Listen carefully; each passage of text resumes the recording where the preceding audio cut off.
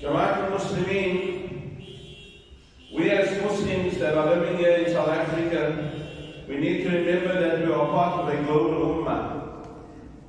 And those are living in the rest of the Muslim lands and even the minority non-Muslim lands, like we are. We are all part of a global ummah. We are also part of humanity. And sometimes we tend to lose the understanding of what global issues are all about. Allah subhanahu wa ta'ala in the Surah Al-Fatiha, the very first verse Allah says after the Basmala, He says, Alhamdulillahi Rabbil Alameen. And most of us, when we speak about the word Alameen, that Allah is the Lord of all the universe and all the universes He has created. But one of the derivatives of this particular word in the Arabic language is the word awlama. And the word awlama, that Allah subhanahu wa ta'ala has created the world in such a way that within the evolution of mankind and technology, we find that the world has become small. And from awlama, it means we are interconnected all the time as human beings. And one of the key issues and the primary recognition of the word alam and the word ummah is that we find that most of the Muslims are going for Hajj, inshallah. And they are already there in the sacred precincts of Makkah and Medina Munawwara. And that particular pillar of Islam teaches us very importantly of why we gather together there as Muslims. And we find that Islam is not a religion or a deen or a way of life that's only based upon the ritual aspect of life. That's our primary problem. Because when we come together for the day of Jumu'ah and we perform Salah as a community, as a ummah, gathering together in all the particular areas, there are issues to be discussed. There are issues to be addressed.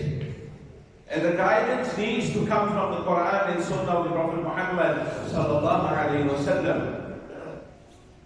And one of the most important aspects of the Hajj, it teaches us very importantly the unity of the Muslim Ummah.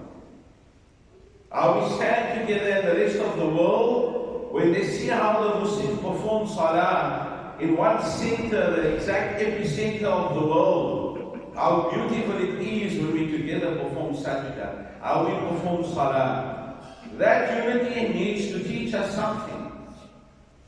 If that is so beautiful to a person that is a non-Muslim, and we've lost the spiritual side of even understanding why we perform salah in jama'ah, why we perform the hajj as an ummah, why we fast in the month of Ramadan as an ummah throughout the world. And that is why Allah has spoken about this word awlama.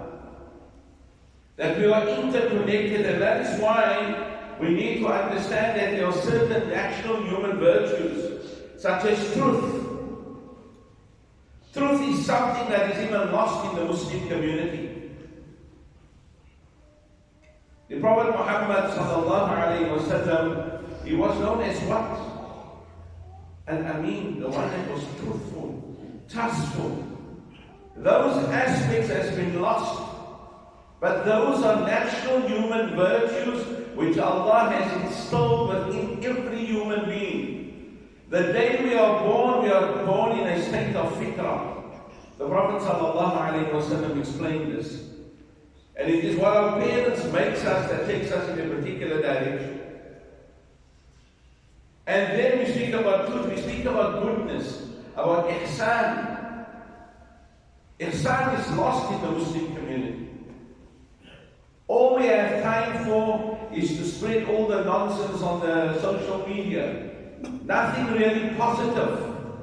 Nothing really that, tightens our bonds and increases the bonds between us as Muslims.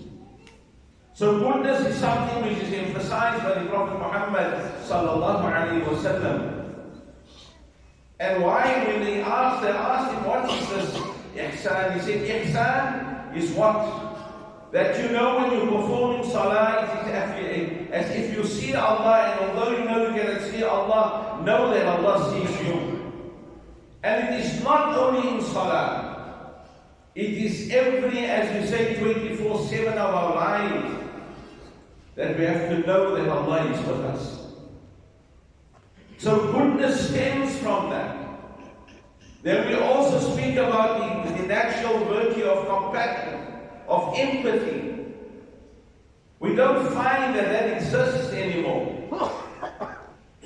It is amazing, yes, that we're going to, people, we're all going, the Muslims have been chosen to go for Hajj, being the guests of Allah.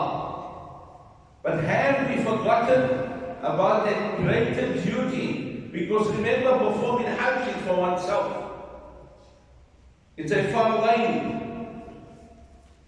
But caring and showing empathy, compassion, and contributing in any way, whatever, to those who are oppressed and downtrodden in our society is something that is the duty of every human being and every Muslim. And we find what is compassion in every levels of our society, be it in our homes, between ourselves and our wives. We as parents to our children to their parents. Where is the compassion?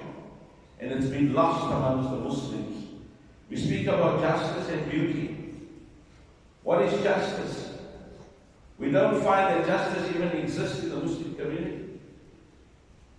There's not even justice amongst the Muslim ulama bodies. Amongst themselves, the so-called leaders in our community, there's no compassion, there's no justice.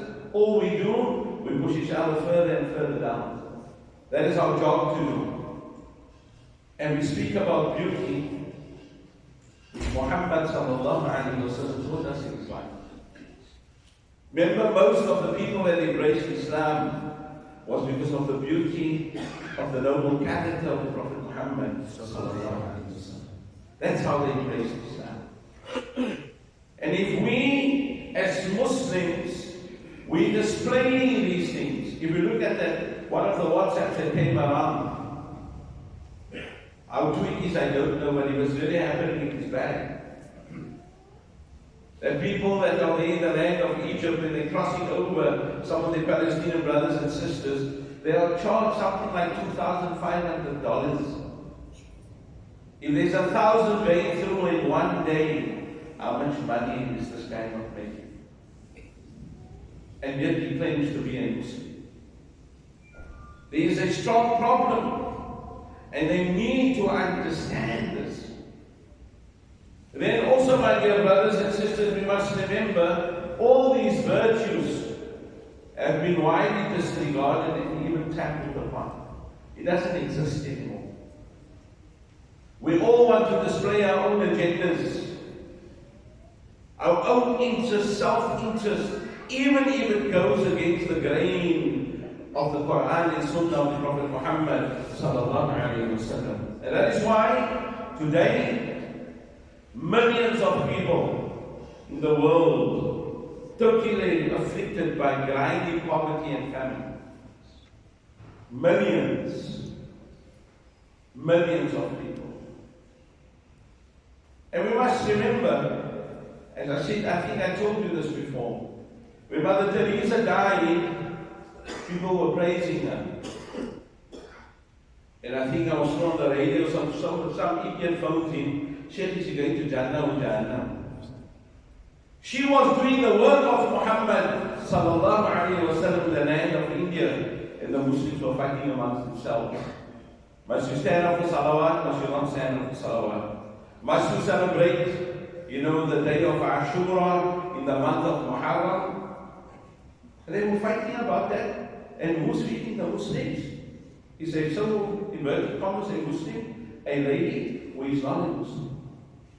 But we want to be judgmental and decide who goes to Jannah or Jahannam, but we're not doing the work that Allah has prescribed us to. We need to seriously think about it. Because we Muslims, in the month of Ramadan, which is gone, fitra parcels will give. Yawm al-khiyala. We'll give like this. So what have we become? Ramadani Muslims. That's why I say Muslims become Muslims in Ramadan. I don't know what we become after Ramadan. Because the same person who is hungry a month or two ago, he's hungry now again. And doesn't have food in his or her house. That's why Sayyidina Umar radiallahu ta'ala anhu, he said, I cannot go to bed or sleep if I know that there is even a dog that is dying of thirst for food, let alone a human being. You know the beautiful story of Abu Bakr radiallahu ta'ala anhu. He passed away, and there was a lady who used to go every night, an old lady, a couple of kilometers out of the city of Medina to go and feed her. And because she had no teeth, he used to chew the food a little to make it softer and feed her. And Umar radiallahu ta'ala knew that, so when he became the Halif, he carried on that tradition. So he went. He never knew. He fed her. So she said, where is Abu Bakr? He said, no, he's passed away. So why did you ask? So she said, I knew he wasn't Abu Bakr. Because he used to chew the food and make it softer for me to eat. See the difference, but they both had a responsibility. This is what they did. What do we do? That is what we need to think. And this poverty and famine even exists in this country here in South Africa. We just don't realize it. We just do not know how people are suffering in our country. And we need to wake up, for that is the duty of Muslims, and not only the people that work for the NGOs in this country. You see, my dear brothers and sisters, don't think only because we have money, you give it, my job is done. No. Sometimes it is better for one to go yourself and to see the person who is suffering. It will remind us that Allah can change that condition. That person can become rich and will feed us one day. For Allah says in the Quran, it is Allah, وَتُعِزُّ مَنْ تَشَاءُ وَتُذِلُّ مَنْ تَشَاءُ. Allah says, I will raise you up and bring you down, and raise you up and bring you down again. And I will give you when I want to give you and take away from you also. So for 1 second, do not ever think if we have, it belongs to us. It was given to us to give to those who need. And when the person accepts what we have given, ask them. You say thank you to them for giving the opportunity, me the opportunity to help you and make dua for you. That is what we need. Then we find the oppression and exploitation in the world today, the violence and the evil effects of the unjust wars that is happening in the world today. It's happening throughout the world, even in the Muslim world. We have exploitation and oppression, and the violence and the evil effects that it's having in the world today. And yes, alhamdulillah, here in South Africa, Allah has blessed us in a different way. The Muslim community, make no mistake, as we have involved here in South Africa, as a minority, alhamdulillah, Allah has given us a lot. But let's not be really, lethargic about it and living in our own little worlds, because no man is an island of himself or herself. Allah can take it away just like that. You see what is happening in Gaza. Who says it can't happen here? Who says it can't happen here? The tentacles of the Zionists are so great here in Cape Town when Muslims are sleeping. The tentacles are so strong in South Africa itself. Remember, even if we think for 1 second that there was a change of government, you see, you can have people in power. It's the hand that controls it, that dictates what's happening in this country. And one man, a man like Oppenheimer, is controlling what? I was in at Aqsa a few years ago. At that time, the biggest diamond cutters in the world, and one of the biggest diamond factories is in Israel, in Tel Aviv. I went there. When I asked them, where do you get the diamonds? Where did they get it? South Africa. South Africa. This country hasn't boiled over. Because remember, if we really start taking back that which belongs to the people of this land, then the imperialist powers and the colonialist powers will pull out their investments here. And that is why, because of wealth and what they are getting now in the government positions, that is why they're still playing the game. This country hasn't boiled over. And we need to wake up. If we think we have got not even 5% as Muslims, many of our Muslims are very wealthy. But even that wealth is like 5% of the wealth of this country. And where is all that money? Where is it going to?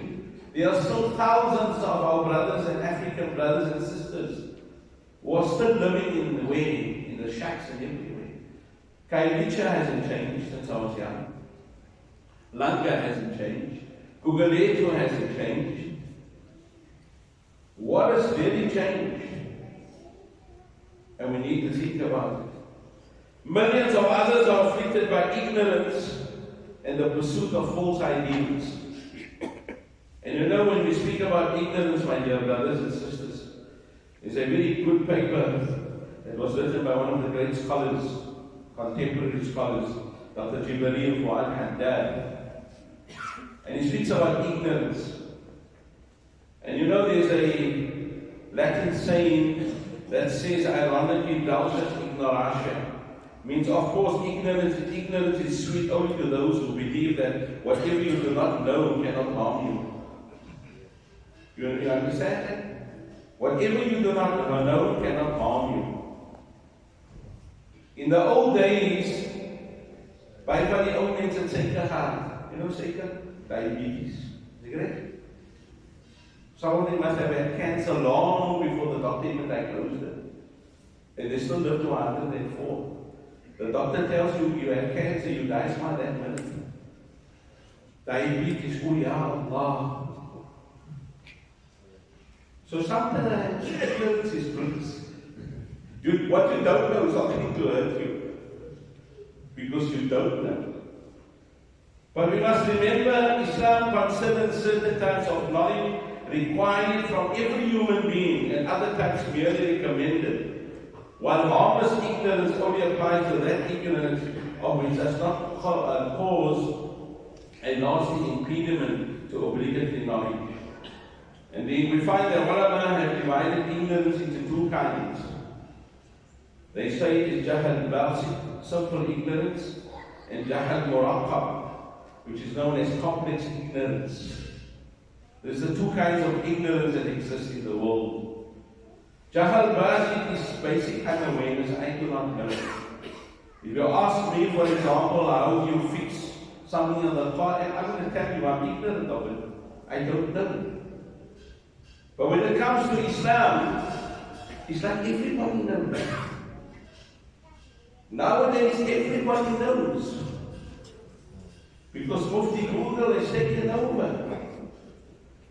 So one guy comes to me and he says, you know, Sheikh, it's haram to khanna li maqbaratu. It's forbidden. I said, okay, then you don't have to go. When you die, I'm not even going to come to you when they beg you.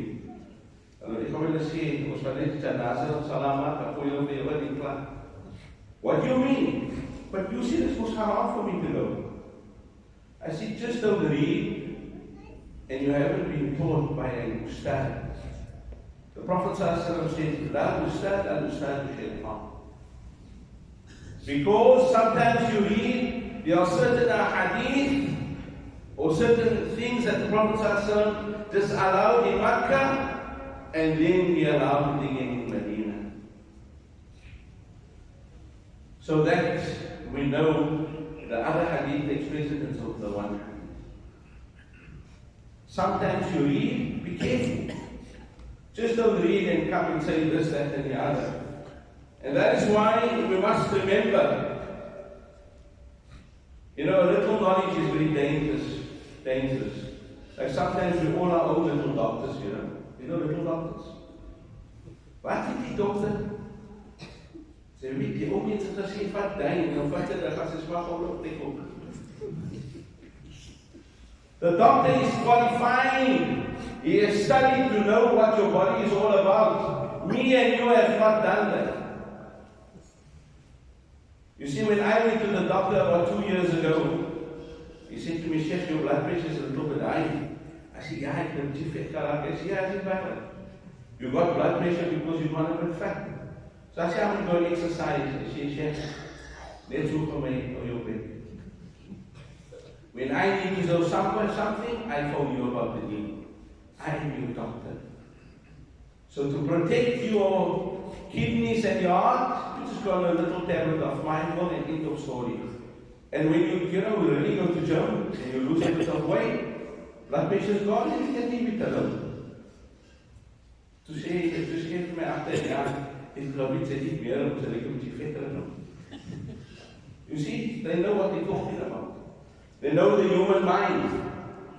In the same breath that if we do not know, then we ask, and there is no harm, even as ulama or somebody who has learned or whatever, there is no harm to say, "I do not know." Even a man who was superlatively knowledgeable, lived all his life in Madinatul Munawwara, Imam Malik rahimahullah, he rather at many times he said, when people asked him questions, he said, "I do not know." But that's even it's common, when people sit with me, if I want to ask you a question, I ask there's other people sitting around me. If they are answering even before I listen to them. And I smile, I said, "No, he's order I need to work against us." That is even the greatest sign of Jahl. And that is why, my dear brothers and our sisters, we must remember the great Sahabi Ibn Umar radiallahu ta'ala, blessed the day in which he admitted not to knowing something. For to say I do not know is in itself a proof of one's knowledge, that one knows something and ignores many things. And that is why, as the maxim goes in Arabic, عَلِّمْتَ شَيْئًا وَجَهِلْتَ عَشْيًا. It's very important to understand that. The compounded ignorance is what is by far the real problem. Most of what is posted on the internet forums is characterized by Jahl Murakkab, the disease of those who say, "I do know, and I do know," and they know less than nothing. My dear brothers and sisters, we must remember, in the world today, it is because of this Jahl Murakkab we are in the position that we are in today. And there is a coarseness and an ignorance of the signs of what we call the signs of Qiyamah, the signs of the hour, as we will explain. And one of the things, we're going now, inshallah, those of us who are going for Hajj, and I've been for a few times, obviously, to Makkah, and recently also. You come in and you say, and that idiot, what's his name? Salman, whatever you call him. I know if I go there now, I have to keep quiet. Otherwise, I look my baby, but I colleague from my say, he is building a place. I don't know how many trillions and trillions of dollars. And by doing that, most of our people do not know. They are basically killing and persecuting and oppressing the actual villagers that live on that land, who own that land. They're not even paying them out, they're throwing them off that land. So when we talk about the Zionists doing it in Palestine, it's happening in the holy lands of Islam. And that is why the Prophet ﷺ in Sahih al-Bukhari, he said, one of the signs of Qiyamah, you shall see the barefooted, naked, and shepherd camel herds competing in the building of tall structures in the Middle East, in the area of the Hijaz. And he says there will be naked people and there will be the top leaders of the world. And when you see that barefoot and naked, the deaf and dumb are the kings of the earth. What is this telling us, my dear brothers and sisters? Who are the barefoot and naked? They asked the Prophet ﷺ. He said the Bedouin Arabs. Those of you that didn't know, the old people that didn't know how old they are, not so old. Years ago, before even oil was discovered in Makkah al-Mukarramah, we know if we went there, it was desert. Or they lived poorly. They would welcome, as they really say at the airport, the people who came for Hajj. Today they don't even bother about you. You're just another number, nothing else. Because they have enough. And you know why they welcome us? Because remember, I know some of us, we do disagree about certain things and certain opinions. But the biggest money spinner with the people and the people of the land and the regime that is at this very present moment in Makkah al-Mukarramah, Medina al-Munawwara, the so-called custodians of the two Haramains, as they call it, the custodians. I must be crazy. There's only one custodian who will protect the two Haramains. It is Allah. No one else. Don't forget, when they came to attack the Makkah al-Mukarramah, the grandfather of the Prophet ﷺ said, I am going, and the Lord of this house was protected. And he did. أَلَمْ تَرَ كَيْفَ فَعَلَ رَبُّكَ بِأَصْحَابِ الْفِيلِ. And that is why, my dear brothers and sisters, we know for a fact that whatever the Zionist Jews are doing in Gaza, in Palestine, wherever it is, they are being allowed to do it. And we know that the leaders that exist there in the Middle East, they're in total cahoots with the Zionists. People have a short memory. When there were protests and uprising in Egypt, and the Egyptian government of that time were firing tear gas canisters and rubber bullets and whatever, where was those things manufactured? It was given to them by the Israeli regime. We have short memories. I can go on and on. And that is why the Prophet Muhammad sallallahu alaihi wasallam says, and you can decide what I'm saying, but this is authentic hadith of the Nabi sallallahu alaihi wasallam. He said, if anyone walks with an oppressor to strengthen that oppressor, knowing that he or she is an oppressor, that person has gone forth from the deen of Allah. Listen, what does the Prophet ﷺ say? That people have gone forth from the deen of Allah. I'm not saying anything else. You decide and understand what this hadith says. بارك الله لنا ولكم في القرآن العظيم ونفعنا وإياكم بالآيات والذكر الحكيم إنه تعالى جواد كريم قريب ملك بر